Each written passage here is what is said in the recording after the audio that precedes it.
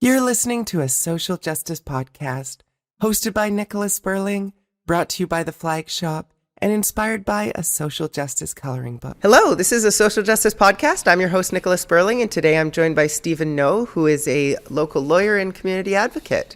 Steven, thanks for joining. Can you introduce yourself, please? Absolutely. Super thrilled to be here. My name is Steven Ngo. I'm currently a lawyer at a electric car company here in Vancouver, but outside of work, I do a lot of community advocacy work through, I was the past president of the Federation of Asian Canadian Lawyers. I'm on the board of governors for the National Asian Pacific American Bar Association, the largest affinity bar in the United States. Of course, everything I'm saying is my own personal views. And on top of that, I'm also the advocacy chair for the Vietnamese Professionals Association of BC. So a lot of associations, but the underlying message is I'm here to help. Both my parents were immigrants, refugees from abroad.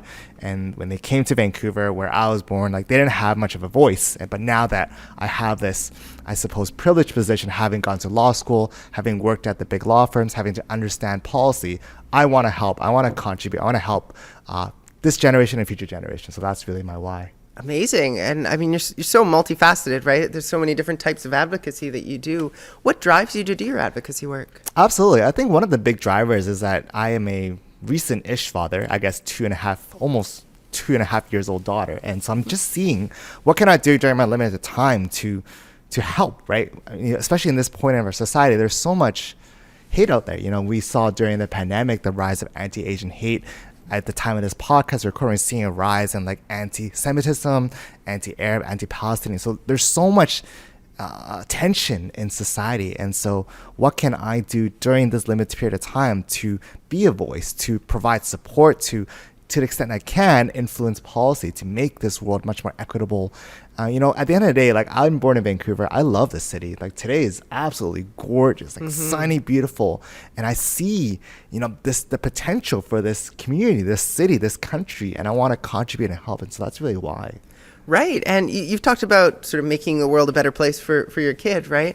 What was it like for you growing up here? Yeah, really great question. So I was born and raised in Vancouver. And, part of it when I was growing up is that I never feel like I fully belonged, in the sense where, typical story where, you bring the food from home to school and oh, what is this fried rice thing? What is this? Why aren't you eating sandwiches and Lunchables? And so it got to the point where I actually told my mom, hey, stop bringing me lunch.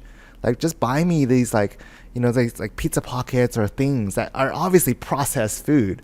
And I think there was a bit of, shock, right? Because my mom spent all this time cooking these noodles and these rices, and I'm just bringing some packaged food from Superstore, not picking Superstore, but just as an example. And I didn't have the Dorito chips and things like that. So definitely growing up, there was a sense of otherness. Mm-hmm. I kind of kept it inside, this is what it's like to be in society. And don't get me wrong, I blended in, right? I'm fully Canadian. I could speak a little bit of French, I sing the anthem. I play a little bit of hockey, terribly, by the way. But I could play both sides. But there was this gnawing feeling that as I was growing up, even throughout high school, university, why am I hiding this identity of mine? Right? I'm part Vietnamese, part Chinese. I should be a little more proud about that, understand that. And so that's really the journey. It's a bit of an arc, to be honest. Right, absolutely. And I mean, I can sort of relate to that in some sense, as being a trans person and having to hide that as a kid and then figuring out who I was and trying to learn to be proud of it as an adult. So there's always these overlaps in a lot of our episodes, these intersections, and it's interesting to learn about your history, your past, and I'm glad that it sounds like you're in a better place now, being able to accept your heritage and be proud of it, right? Absolutely. I think there's really an inflection point right now in history, right? I think in the last 2-3 years, there's been a rise in awareness. If you look at, frankly, now being Asian is now cool, right? You have one of the top pop bands in the world is BTS. It's a Korean pop band. Blackpink, another pop band. They're topping the charts. Simu Liu in a Marvel movie. You're seeing the first Chinese Canadian mayor of Vancouver being Asian. Also in Toronto, the first Chinese Canadian mayor of Toronto, Olivia Chow, also being Asian. So there's this new, I feel like there's an inflection point where we have people in different positions of society, and how can we help, right? We have doctors, we have lawyers, we have business folks, and I think that we're at this point where we could all come together as a community and help support each other. And I think the big part of this is not saying, us versus them, but how can we support all of us? How do we provide those voices for those who might not have a voice, right? So it's not just this subset, but can we contribute to society as a whole? Right. And it also seems like racism, as it relates to different races, it is presented in a different way, right? Like when I was growing up, I know that one of the common tropes was all Asian people are good at math, right? Which is, more of a positive than you might hear about other people, but it is still this, assumption that people have about a specific race. Is that something that you've experienced? And can you talk about maybe the differences between Asian racism and racism as it's directed towards others? Absolutely. I think that's a really good question, right? I think the deeper message here is that there's this notion that also like all Asians are the same, like you're all good at math, you all play piano. But if we look at the word Asian itself, that's over 2.5 billion people in the world, right? You're looking at India, you're looking at China, you're looking at Japan, Korea, Vietnam. These are all completely different countries. And so for myself, being mixed identity with my dad being Vietnamese and Chinese, my mom Chinese, if you look into the history, the two countries actually hate each other. Like Vietnam was a colony of China for 1,000 years, and they repelled the Chinese from the country. And so there's actually inherent tensions behind those two countries that I actually didn't realize until I actually went to visit. And so you could see that there are differences. And even with Japan and Korea and other places, I think at the end of the day, we're trying to find a society and a place where people feel seen, right? People feel heard, people feel honestly loved and cared about. And I think when we lose sight of that, we end up with these tensions in society. And I think that's the, maybe the more enlightened or higher ground, whatever you want to say it. But I see you. I want to create this place of belonging. And then maybe there's many ways of accomplishing this, right? But I think that underlying message of kindness, of love, of support, that is what we're all seeking for. And that's why we have like podcasts like these and other groups to how do we provide a voice? How do we make you feel comforted? How do you find a place of safety so that we could all rise up and help each other out? And one of the ways that you discovered that this aspect of all Asian people being treated the same in some ways was in the process of filing a complaint with the Vancouver Police Department, right? My understanding is that you went to try to fill out one of the forms that they had and found out it's only available in Chinese, as if all Asian people speak or are able to write in Chinese. Can you explain what happened there and what's come of it? 100%. So, during the peak of the pandemic, and it's still, there was a rise in, we all know this, right? A rise in hate crimes, people being attacked. And essentially what happened was that I was also a victim of a hate incident where someone called me a racial slur twice and threw garbage at me. And during the news, you see a lot of reports from the media and from government saying, hey, you must report hate crimes, you must report it. I'm like, okay, I will report it because, okay, garbage was thrown in my face. I wasn't injured, but I'm going to report it. But the sense is when I actually tried to report it, first I called the phone lines and no one picked up the phone line. So that's the first issue. So no one picked up the non-emergency line because I don't think it was a 911 call. I don't want to clock up the phone line. So no one picked up the phone line. And second, well, if no one's picking up the phone line for like 30 minutes, let me go look online. And like you said earlier, the only forms available were in Chinese. And that just like opened my eyes on, wait a second, are you saying that only those who could read and write Chinese are victims of hate crimes? Absolutely not. I was born in this country. And what about those who don't read or write Chinese? What about those who speak other languages like Japanese, Korean, Philippine, like Tagalog, sorry. And they didn't even have one in English, did they? They didn't have one in English. There's like no form in English either, right? Which boggles your mind. Like, what if you are there as a supporter, as an ally? You can't even help someone report it in English. And so that just exposed I saw a huge problem, and I think it's an easily fixable problem. We need to make hate crime reporting more accessible, have it in multiple languages in different forms, on phone, via text, via email, via forms, whatever the case is. And so through that work, I advocated, I spoke up, we spoke to the Vancouver Police Department, and luckily, within 2 months, they have forms now in 13 languages. And their website is now in 100 languages. And so I think it's just a matter of like using my voice and understanding how can I navigate the system? How can I present it in a way that is presentable for all parties? And that's kind of where the magic lies. Thank you. Amazing. Yeah. Well, congratulations on being able to affect that change. That's huge. Absolutely. And I want to thank the VPD for, to the extent, I know it's not the most, probably not a popular comment, especially on a social justice podcast, right? But I do say that they did listen, right? They did understand. And I think part of the skill of being a lawyer is like, how do you present in a way that meets like what are their whys, what is my why, and present it in a way. And so I'm blessed to have that training to be able to present in a really clear, concise manner with PowerPoint presentations, statistics, citing statutes, things like that. And so that's, because of those efforts, sadly, or in a good way, now that they are the leading edge, right? They're the leading city who's doing this. Mm-hmm. Well, and speaking of those statistics, you've talked also about how you're skeptical of hate crime statistics. Why is it that those statistics might not be accurate? Yeah, absolutely skeptical. I mean, first of all, hate crimes are underreported, and part of the reason why it's underreported is because the mechanisms to report are not there. And so, there's stories of cities like in Victoria, if you're calling a non-emergency phone line, you're waiting for like many, many hours. And so I think the first issue to address is that reporting needs to be accurate, right? We need to have a way for people to report outside of a phone line. I think we're still stuck in the 1990s when you call and order pizza on a phone line. Like you could do it on an app. Like if you go to Uber, you can order food in like minutes. Like you and I could get pizza delivered faster, or like buy something on Amazon. And so I think the reason why stats, and I'm skeptical about statistics, is that it's not accurate. It's fully not capturing exactly what's happening. And so the next question is like, how do we make it accessible? I think we have technology nowadays to make it so easily. It's just a widget that could capture.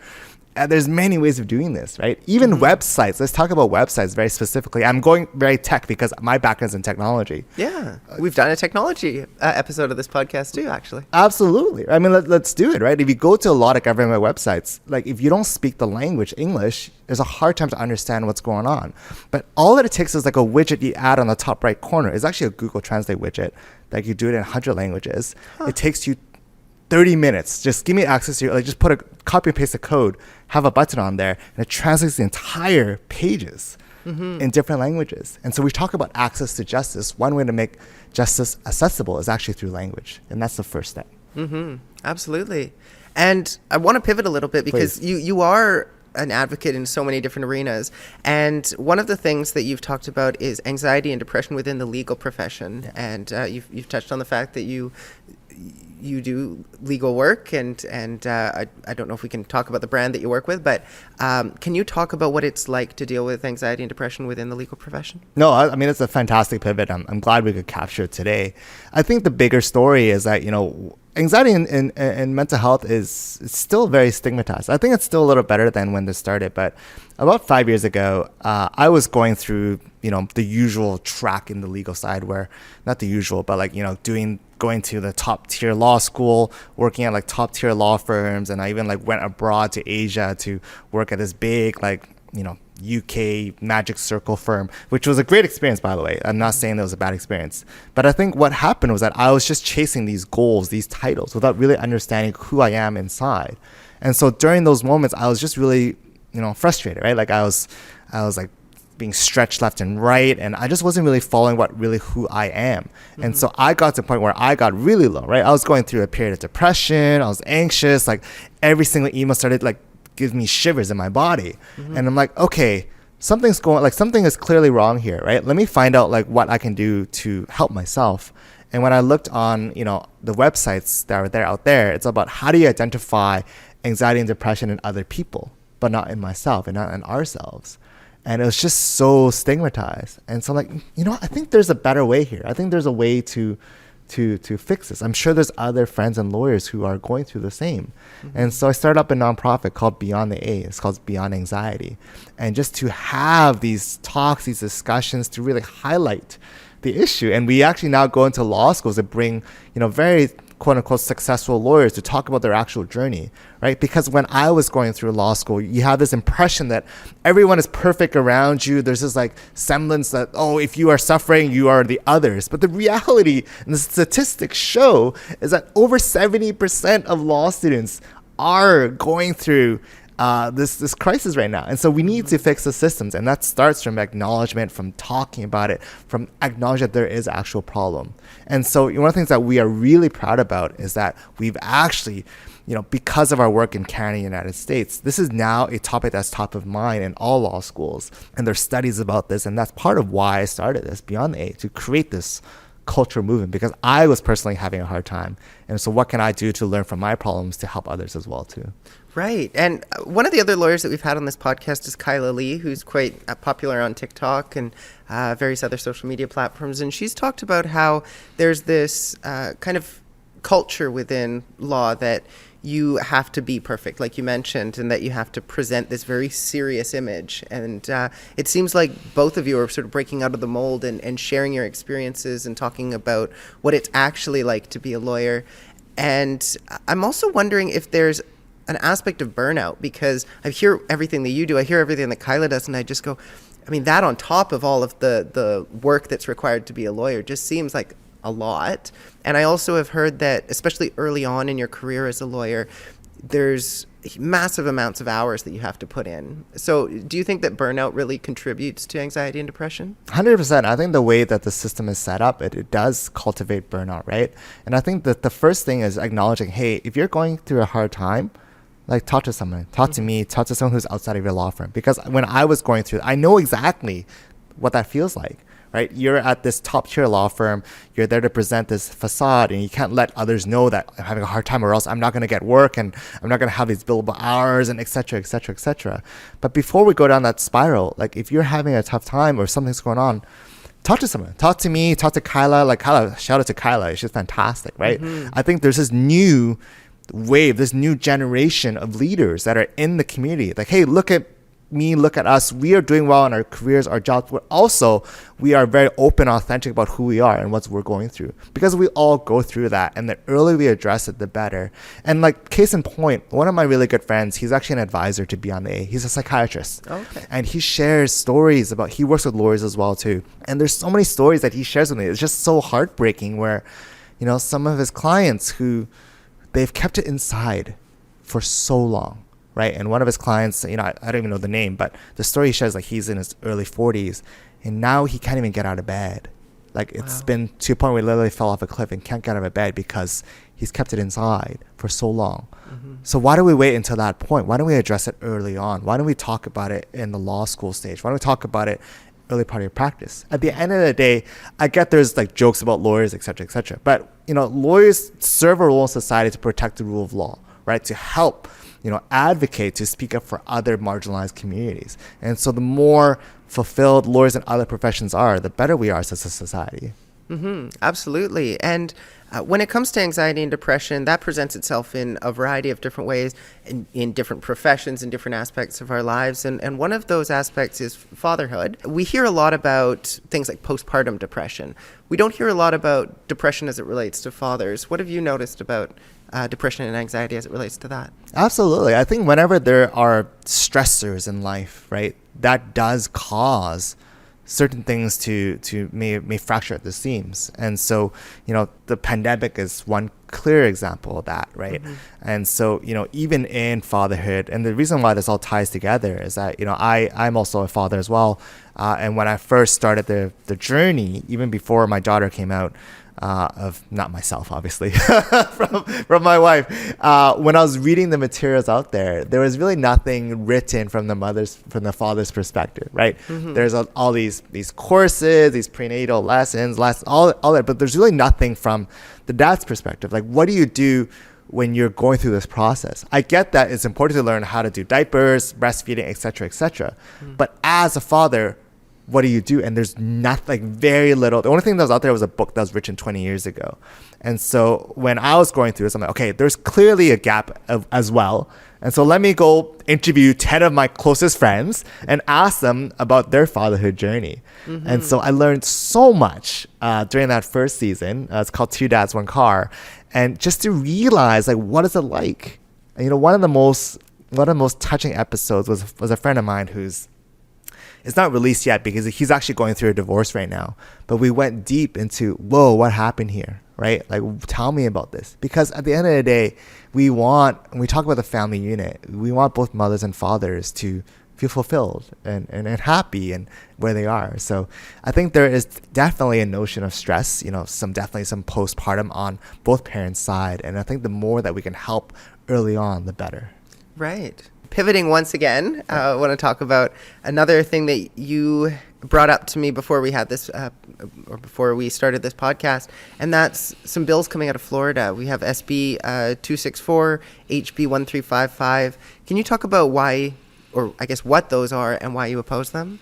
Yeah, for sure. So I think what's happening on the macro level, and just to tie back to what we said earlier on, we're at this stage in our society where there's a lot of fighting, right? There's a lot of infighting, a lot of tension. When you see a bit split between the have and the have-nots, you're seeing these laws and rules being created that to address this gap. And so just to target in on those bills and why it matters, essentially what these are property right bills that have passed actually in Florida that take away property rights for those who come from certain backgrounds. So if you have a Chinese passport, if you have an Iranian passport, if you have whatever these countries listed, you actually cannot buy property.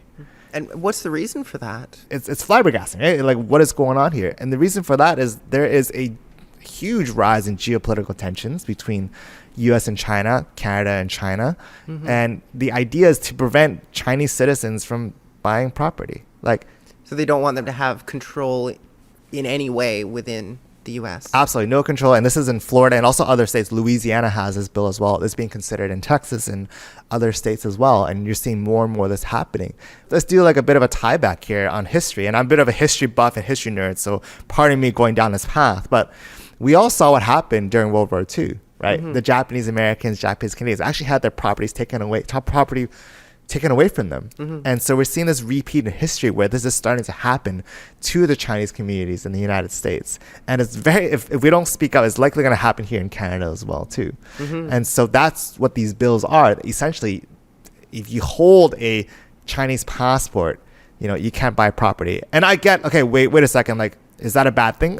Think about it, right? If you have even if you have a dual citizenship, China and in the United States, even that is captured. And so I think we have to be cautious about these kind of laws because it just leads to this downstream effect of segregating community. And this is sadly happening. And I see a tsunami of issues coming up in the next few years. Right. And it's sort of singling out people of a specific ethnicity. It's not just saying, well, foreign ownership is a problem. It's causing prices to increase. And so we're going to stop foreign ownership outright. It's this specific group of people from this specific country is being targeted. And I think there's a difference between those two. Would you agree with that? 100%. And I mean, it's a touchy subject, right? Because I think property and inflation and property rights, and this is a hot topic, especially in today's generation, even here in Vancouver, right?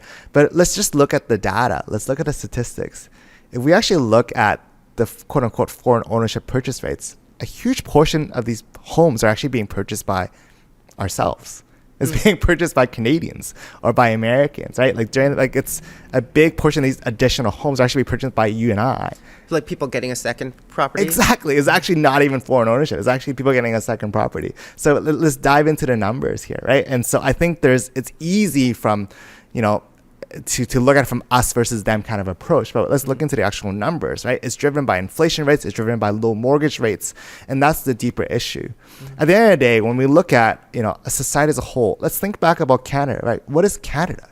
Canada, we are a country of immigrants. We're a country of people who come from different societies, different countries, even my parents, other people's parents. We're here to contribute to a whole. And I think Canada is a kind country. It's a welcoming country. And I want to keep that for us for the future. Right. And you've talked about how this relates in some ways to what happened with Japanese people in World War II. And we've talked about that on the war episode of this podcast as well, about how people were just stripped of their right to have property. Things were taken away from them. They were pushed out of cities that they'd called home their whole lives. And I mean, that's awful. And I think looking back at it, we go, well, clearly that's wrong. So why is it that that's now happening again? Why is it that people are okay with that happening again? Yeah, there's a quote, right? History doesn't repeat itself, but it rhymes, right? Mm-hmm. And so I'm sure at that time, the populace thought that, yeah, this makes sense. There might be Japanese spies in our population. So let's take away all the property rights and let's just put them into camps. And I think the same thing is happening now, right? When you're like, oh, of course, right? There's going to be a war coming up with China, other countries. Let's go take away their property rights. Let's go put them into camps. And that's kind of where the issue lies, right? Is that if we don't have a voice to speak up to say, hey, this is actually wrong, right? I can bet you if we had the same level of influence now as lawyers back then, I don't think that would have happened. And so I think it's imperative on all of us as a society, as community, to say, hey, I don't think this is right. Like, we all saw what happened before. We shouldn't be shuffling. Obviously, if someone is clearly a spy or a criminal, yeah, we have those mechanisms. But at the end of the day, we have to be, take a bit of a pause and think, what are we actually trying to accomplish here? And why are we doing this? Why are we othering? I think one of the podcast episodes previously talked about using food as a mechanism of diplomacy, right? Like, why do we enjoy, dumplings or kimchi or pho, but we don't see the people behind it? And I think Canada as a whole, there's so much opportunity. We're a beautiful country, and I think there's a way to make it all work. And I don't know if stripping property rights is the way to do it. Right. And when you talk about this concept of history doesn't repeat, it rhymes, it sounds as though we're sort of doomed to just keep on this same path, and that a lot of these racist mentalities are that's just how society is. We're inherently racist, and that's just how it's going to be. But at the same time, we have these ebbs and flows, right? We have moments in time where everything seems like it's okay. On the war episode of the podcast, Michael Kleckner was talking about how sometimes wars are actually what bring people together. And when you have too long where you're at peace, people start infighting more. So do you think that what we're experiencing now is just sort of a continuation of a racist society, or do you think that we're entering into some sort of new era and there's some sort of difference that we need to call out here? Yeah, oh my gosh, that is such a great question and such a great topic that we can dive deep into. But I think what I see from a macro level, one of the books I love reading is Ray Dalio. He talks about the changing world order, and he talks about how when there is a rise in separation between the haves and the have-nots, there's inherently a societal tension that's happening. And we're seeing this. Like, we're absolutely seeing this. You're seeing this with the increased number of strikes, increased number of unionization. Like, we're seeing in the United States. We're seeing that from the trucker protests, from the rise in anti-Asian hate, even what's happening now. When you have this split of society of those who have the money and those who don't, there is an inherent tension that happens domestically speaking. And so it's a cycle of history. It happens over and over and over and over again. We see this all throughout. And so the natural question is like, okay, now what? How do we address it, right? How do we fix this? How do we ensure that this doesn't repeat? I think what's different now than before is that this technology advances are incredible. You and I were just riffing before the podcast about now there's AI. The word AI wasn't even a word like 8 months ago, right? It's not where it is now. And so now with these kind of platforms to share messages and share about how can we help each other out? There's abundance in this world. How can we create this society that people have this inherent love for each other? That's kind of where the magic can lie. So I think there is an opportunity, but at the same time, I cannot be blind to the fact that this is happening. And I think one of the things that, if I could riff on this a little bit, before my dad passed 2 years ago because of cancer, one of the things he shared with me is this notion, and it's in Vietnamese, it's called biết trước, which translates to know first. And what that means is that when you know what's happening down the pipeline, you can quickly adapt. And so the fact that if we understand that this happens throughout society and history, we could better adapt, right? We could find ways to either mitigate it, to talk about it. But at the end of the day, I think this is happening, and we're at this, what we call fourth turning in society.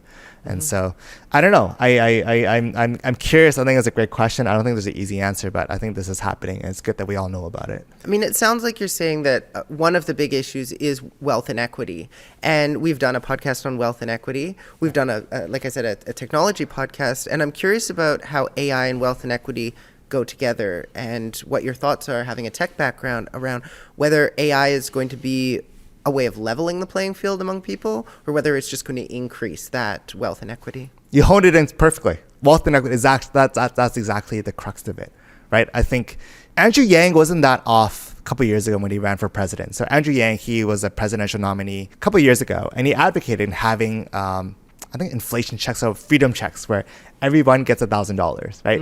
Regardless of where you are. And I think this is starting to be it, because with the advent of technology like AI, with other technologies, you're going to see, the typical work is going to be less. Right? And so how do citizens share in the benefits and the rewards of this? And I'm not saying that, we should tax the rich or like tax these companies, because that's going to end up driving these companies away from Canada, and it actually has a downstream effect because you lose that tax base. And we're going deep into economics, because I love this topic as well too. But at the end of the day, I think a solution to this is that how do we share in the wealth? And I think honestly, one great idea is these quote unquote freedom checks or inflation checks as a way to kind of mitigate. And I think, I think there's opposite sides to this. One could say if you're giving money to the populace, that'll actually drive up inflation. People have more money to spend. At the end of the day, there is wealth inequity. And so how do we address it? How do we fix it? Right. And I mean, I want to touch on that point about how if you do start taxing these companies more, they're going to move elsewhere. And at the same time, if you don't tax companies, then you don't have money to distribute for social welfare type of programs, right? So how do you balance that, right? You would think, well, if people aren't working as much, AI is taking over, robots are taking over, we need to be able to tax those robots, that AI, in order to use that money to give to the people who've lost their jobs to those robots? Or are people losing jobs? And I think, there may not be an answer in this, but what are your thoughts around how, if we're not overtaxing companies, how we're going to help support people who live locally? Yeah, I think it's a beautiful question. I think there's this inherent tension, right? This yin and yang, tying back to, my Asian background, right? This yin and yang between taxing companies and helping society. We've seen this all throughout history with like Robin Hood, right? Tax the rich, give it back to the poor. I think there's many ways of framing it, right? I think at the end of the day, I think companies want to be in Canada and the United States because they see this as an opportunity to grow and develop. We're actually seeing, there's a most recent article, I think Wall Street Journal, talks about how there's actually been an influx of tech workers in Canada from the United States, because the US now has this really strict visa policy. So you're seeing next level talent coming into Canada and creating families and developing a society that's, Vancouver, if you don't know, secretly is a hub. There's so much talent in this city because quite often it's because people can't get visas to work in the United States. So they all work here in Vancouver, right, for these big tech companies, and they're contributing back to the community. Their kids are going to school here, paying taxes, etc. So I think there's a happy medium here, right? I think there's an inherent tension, trade-offs. It's kind of where it's tough to be a politician, to be honest, right? But there is an inherent tension here. And I think at the end of the day, we want to be in a place where we feel seen, cared, heard about. And I think if it's tax all these companies, you're going to drive away the tax base. At the same time, I think there is a balance, a medium here. And I think it's about figuring it out. Right. And it sounds like you're saying, too, that we're not necessarily going to be losing jobs to robots and AI. They're going to be assisting us in other ways and creating new jobs, perhaps. Absolutely, right? I'm so excited for the future, right? I think about the advent of even Uber Eats, right? Let's just use it. I don't know what I'm thinking about food right now, but whatever the case, clearly need to eat something. But you think about this technology, now it's created a whole gig worker economy. People can just work, for 2 hours on a weekend, right? And that's enabled a lot of openings in jobs. So I think technology, it actually creates opportunities. It does cause us to kind of shift our learnings and our priorities, but I think it creates economies, it creates jobs, it creates this abundance that we can all live with. Right, and we kind of, I guess, need to be more open to being fluid, because as the technology progresses, the world is changing more quickly every year, it seems, right? And we have to figure out how we're going to adapt. And I guess that kind of brings me to the next question, which is what our audience can do to help. So when it comes to any of these issues that we've talked about today, or all of the issues, what do you think our audience can do to help give back and make the world a better place? Yeah, I have two things to highlight for the audience. I think on the theme of racism and hate, if you do see an incident, speak up, right? Either you call it out to the perpetrator, or if you don't feel safe, talk to the victim afterwards. Hey, I saw this happen to you and that's not right. Because myself as a victim, people have said that to me and it's actually made my day tremendously better. And so when you see a racist incident, either you call it out by reporting it or addressing the perpetrator, or if you don't feel safe, talk to the victim. Say, hey, I saw that happen to you. That's not right. right? And so I think that's the first thing. I think the second takeaway after you listen to the podcast is really find a way to express a small act of kindness. And I think nowadays this small act could actually be seen as a big act. Even small things from like opening the door for somebody, or like waving someone when they were to merge into your lane, or whether it's like buying a coffee for someone beside you, or just sending a friendly note. I think if we all do this one act of kindness, the world would be a completely different, better place. So I think those are the two things I note. If you see racism, call it out. If you can, express some kind of note of kindness to a friend, to a stranger, to a family member, and that'll be a game changer, to be honest. Right. And I mean, one of the things that's coming to mind as you're talking about the need to address anti-Asian hate, and we've just talked about technology, we've talked about China. I'm kind of bringing all of these together and wondering if there's another way to deal with this, right? I mean, in China, there's these massive technology advances that have allowed the government to monitor their civilians for better or for worse. That's something that I would imagine is coming here maybe in a different way. But if you have cameras everywhere and you have AI communicating, there's potentially a way to monitor hate crimes virtually and report back without any real human involvement. Is that a future that you would like to see, or is that sort of a dystopian nightmare?